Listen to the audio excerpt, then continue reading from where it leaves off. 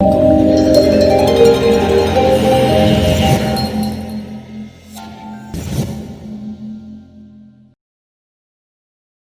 everyone, welcome back to the Inspiring Vanessa Show. I'm your host, Inspiring Vanessa, and I'm very, very excited for today's guest, which is my wonderful friend, Lex Gibbon. Thanks for being on the show today. Thank you for having me, I'm so excited. So am I. So can you introduce yourself to those who don't know what you do? Hi, I'm Lex Gibbon. I am a 15, nearly 16-year-old singer-songwriter from the UK, and I happen to model as well. And she is very, very multi-talented, so make sure to keep watching and hear about all the amazing things that she does. So we're just going to jump into the first question, which is, when and why did you start singing? So I started singing around my 5th birthday. I asked for singing lessons, and I always really looked up to Adele, and I always wanted to sing all of her songs. So when I first went to a singing lesson, they were the first songs I sang. I just fell in love with her music and everything about her, and I just wanted to basically sing her. So yeah, so probably about 5, and I just fell in love with it immediately, really. Yeah. I mean, Adele's such an amazing role model. I feel like anyone who just kind of gets started into like their passions, it's always one like specific person they look up to, and they just want to be exactly alike. Yeah, like for me, that's like Zendaya. For me, I'm like, I just want to be her. I know, she's all the stunning. time. I just want to be incredible. her. Same with Adele. If I could have her voice, I'd be blessed. Same. Obviously. I mean, your voice is like even better than Adele's. So I mean, your voice is absolutely amazing. So you still got something, whereas I can't sing, but I can speak. So we've got a little bit of a ratio. Exactly. We've got a little bit of a ratio there. So my next question is, how do you prepare for performances? So kind of about a month before, I'll start preparing my songs, thinking of a set list. And then around the week before, I'll start really looking after my vocals, you know, really warming up quite a lot every day. So I warm up every day with vocal exercises. My vocal coach gives me, I do that every day, but like around a week before, I'll start doing the exercises around 2 times a day. And I'll steam the night before and the day of. Eat some really good food before I get on to fuel my body. And then take a really deep breath before I go on and be like, gonna be fine, everything's gonna be fine, and then kind of go. But yeah, it's a long process, you know, like thinking of the songs, arranging the songs, making sure my vocals are tip top, like it's everything, and it all comes together to create this package that I want to portray to everybody. So it's a long process, but I think it's worth it. It's definitely worth it, and that kind of just swiftly goes on to my next question, which is, do you ever get stage fright? And if so, how do you maintain that? How have you perhaps overcome that, or have you not overcome that yet? So yes, massively get stage fright every single time before I go on stage. But I think it's a good thing. I think if I wasn't nervous to go on or do a live, it shows you care, and I think that you have to care to have passion in what you're doing. It's everything, you know. It's the, am I going to say something stupid? Is my voice going to crack on that note? Am I going to be able to belt that note? Oh my god, like all of these things that add up to just a huge amount of anxiety and just that shaky feeling of you're about to go on, you know. It's just scary, but it's always worse in your head than it will be when you watch it back or get on the stage. It's kind of, when you first go on there, it's like, oh, okay, it's fine now, I'm going to be fine. So yes, get stage fright before I go on anything. But I think being able to just see that it's something you love and it's something you want to be able to do is so powerful, to be able to be like, no, you know what, I want to do this, I don't have to do this. I think that's the most important thing. But yeah, stage fright is huge.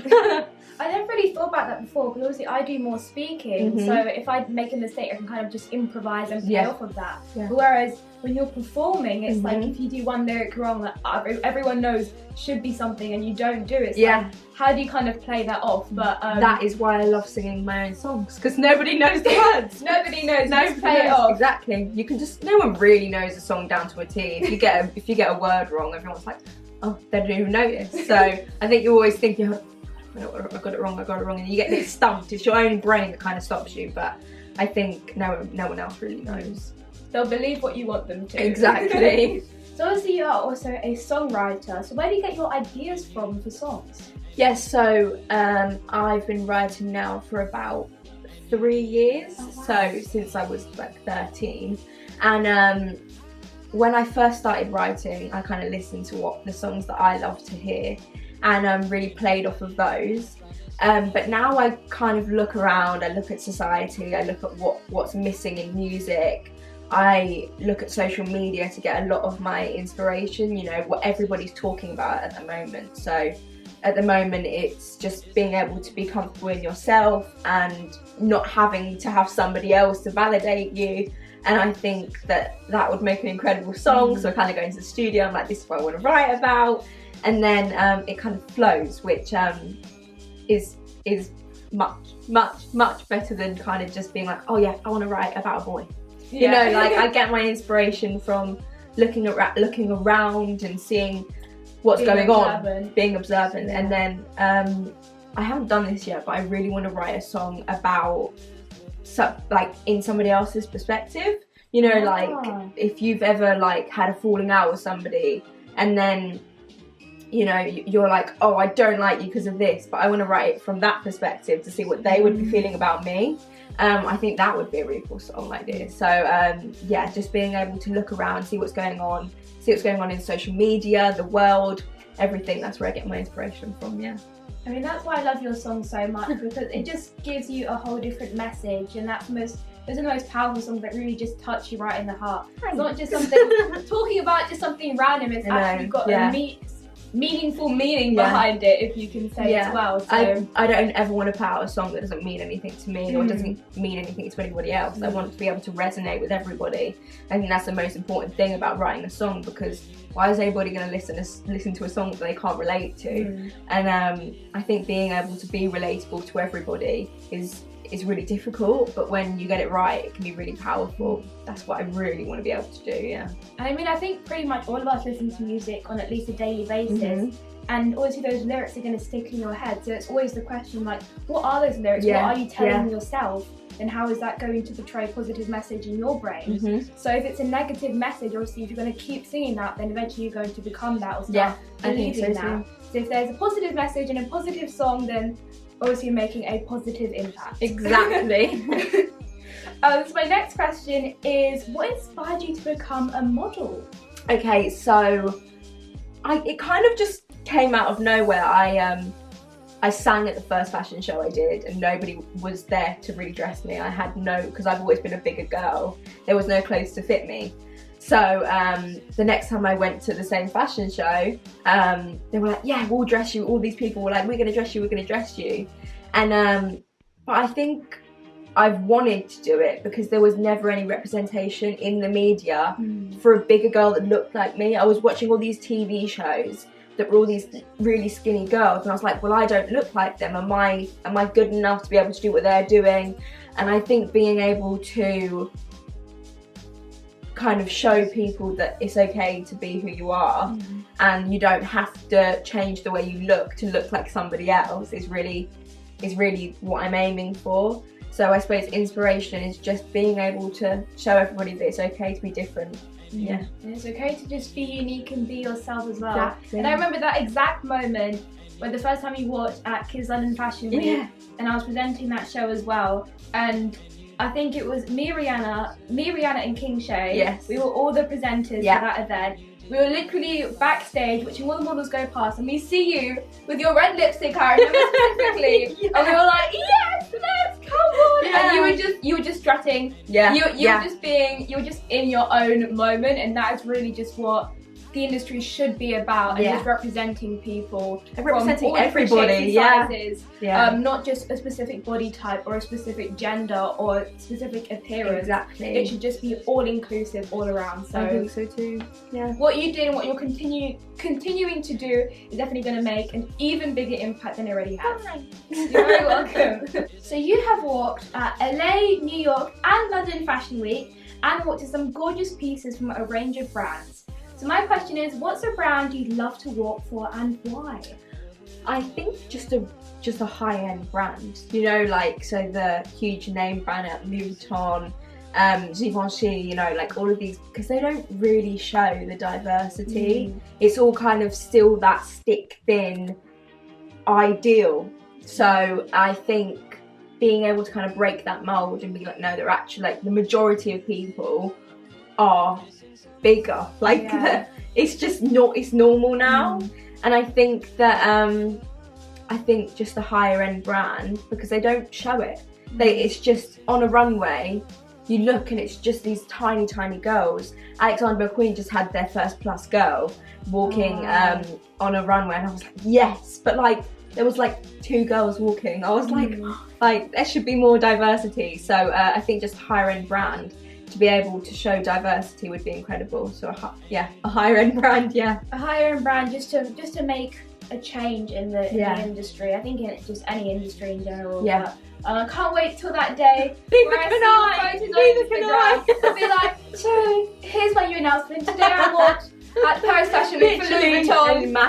Imagine it. Making history in the modelling industry. I'm gonna wait for that day. I will. I'll wait with you, babe. we'll be manifesting with our crystals. Yeah.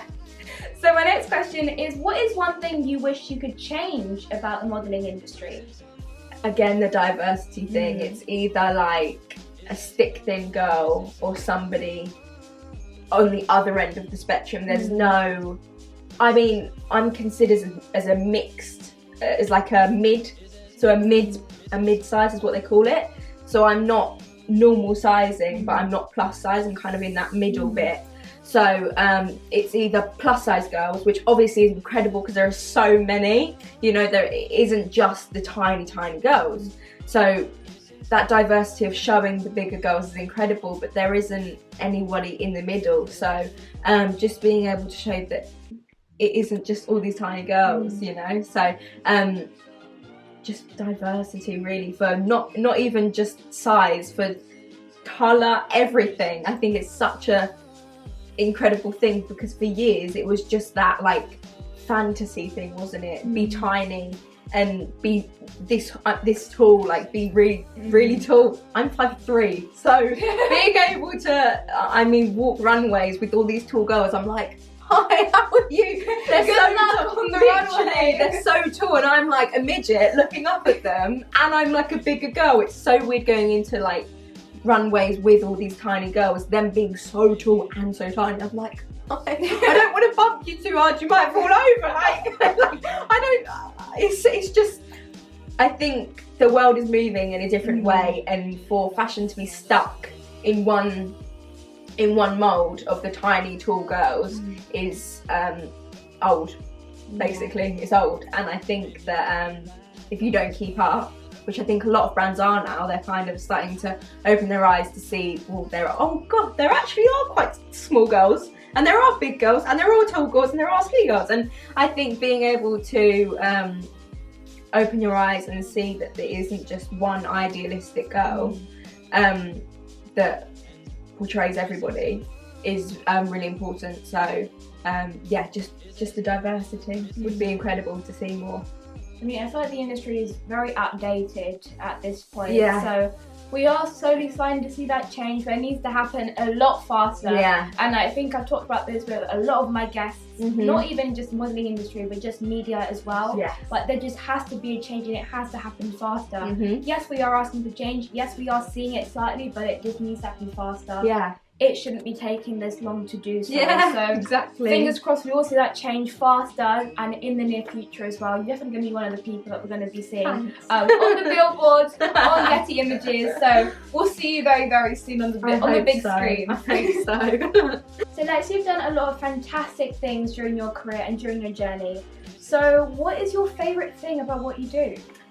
I think it just makes me so happy, and being able to see and to put up smiles on other people's faces, people who have obviously been through a lot and are going through a lot. Like I get messages on Instagram quite a lot saying, you've helped me so much through this, or this has happened today, how do I deal with it? And that just brightens my day. I got a comment the other day on one of my singing videos. It was like, got the voice of an angel, and I was like, oh my god, I mean, you do. So lovely. It's just, it makes me so happy to see people smile, because for so long I was so badly bullied that it was kind of always like, oh god, like what am I going to do now? Like it was like the same repetitive thing of being upset all the time.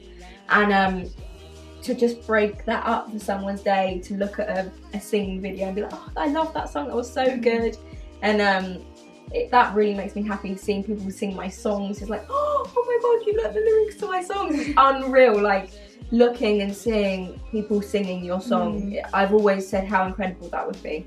So really, really seeing people sing my songs and seeing people smile, it makes me happy to see them happy, and yeah, making people's day. I think that's the most important thing to me doing it. It's just making people happy and making myself happy. I love doing it, and I love how everybody else receives it. I mean, that is so beautiful, and as well, because obviously you've done lots of covers on your Instagram before you like started to actually release music. Yeah. So now you seeing other people do covers of your own songs, that just must be such an amazing thing to experience and to see as well. So I just want to say congratulations for all of the success that you have pursued. I know you're definitely going to be achieving a lot more in the future. So speaking of the music, you're welcome, is where can we follow you and listen to your music? Okay, so my Instagram is Lex Gibbon, and I am Lex Gibbon on all major platforms, Spotify, Apple Music. I had my first single come out a year ago now. Sample Size came out. Yeah, it's called Sample Size. Wow. That came out a year ago. Can you believe that? It feels like yesterday. And Mr. Perfect came out about a month ago now, so that you can find that everywhere. I'm Lex Gibbon, and I've got 2 singles out called Sample Size and Mr. Perfect, and lots of exciting stuff coming soon. You should definitely stream them and listen and tune in now, and definitely stay tuned for all the other music and just all the other amazing things that Lex is going to be doing. Unfortunately, that was our last question. I just want to say thank you so quick. I know, just everything just goes by so quickly. But thank you so much for being my guest today. Thank you. It's always an honour having you and speaking to you, and I just can't wait to see everything you're going to achieve in the future. Thank you. Before we do wrap up, do you have any last inspiring messages to give to the viewers? Yes. Be yourself. Be bold. Don't be scared of what someone's going to think of you. The worst thing that's going to happen is if you ask for something, if you want to talk to somebody, is they can turn around and say, I don't want to talk to you, or no. That's the worst thing that can happen. So put on your brave face, do what you need to do, and I love you lots. Just see where that would take you. Yeah. And once again, thank you for being my guest today, everybody. Make sure to go and follow Lex and listen to her 2 singles, Sample Size and Mr. Perfect, and we'll see you guys on the next episode. Thank you. Bye.